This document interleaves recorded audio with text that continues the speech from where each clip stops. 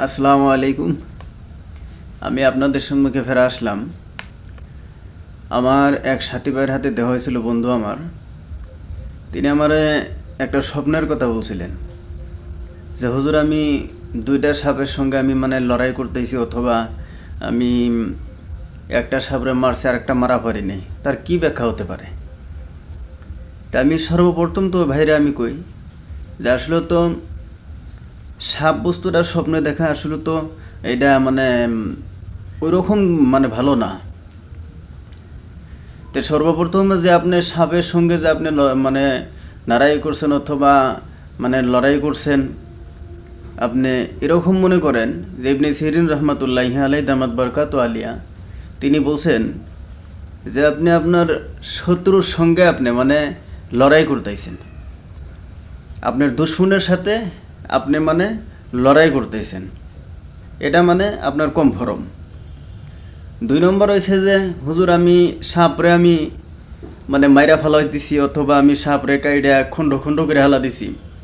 তাহলে তার ব্যাখ্যা হতে পারে যে তার দলিল দিতেছে যে আপনি আপনার একটা শত্রুর থেকে আপনি কি হইলেন, সারকাটা পাইলেন, আর একটা শত্রু আপনার পিছু লাগা আছে, যেটা আপনি মারতে পারেন না, আপনার থেকে চলে গেছে।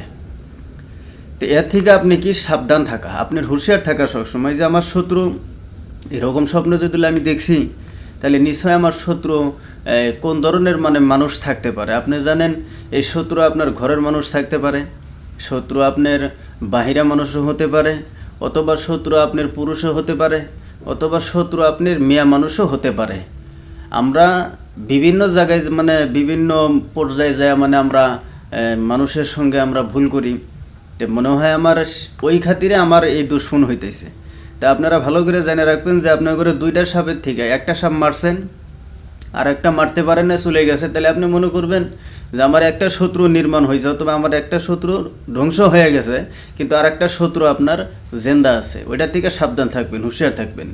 আর যথাসম্ভব এগুলো খাপ দেখলে আপনারা, আমি আগেও বলছি এখনও বলি, যে আপনারা এরকম মানুষের কাছে বলবেন না যে আপনার শত্রু, আপনার দুশ্মন, অথবা আপনার ভালো চায় না।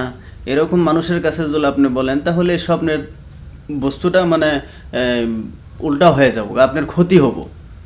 আর এরকম মানুষের কাছেও আপনারা জানাবেন না যার কাছে কোরআনের জ্ঞান নাই, যার কাছে হাদিসের জ্ঞান নাই, যে কোনো ওইরকম আল্লাহ রাসূলের বিষয়ে জানা নাই, আল্লাহর বিষয়ে জানা নাই, এরকম মানুষের কাছে আপনি বলবেন, তাহলে আপনার স্বপ্নের তাবিরটা আপনি উল্টা করে বলে দিলে আপনার উল্টাই হব, আপনার ক্ষতি হব। এর থেকে আপনি অল্প পরহেজ থাকবেন। 3 নম্বর হয়েছে যে কোনো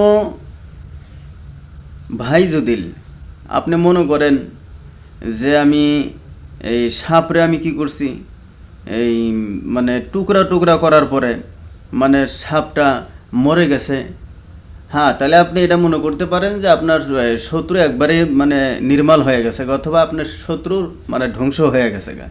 আর যদি পুনরায় আপনি দেখলেন যে মারার পরও লাঠি বাড়ি দেওয়ার পরও সাপ আপনার কি জিন্দা হয়ে গেল, ফেরা ওইটা দৌড়াইলো, তাহলে আপনি মনে করবেন যে আপনার শত্রু এখনও আছে, আপনার শত্রু শেষ হয়ে যায় নাই, আপনার ক্ষতি করার সম্ভাবনা আছে। আর একটা হয়েছে যে সাপ যদি আপনি যদি দেখেন যে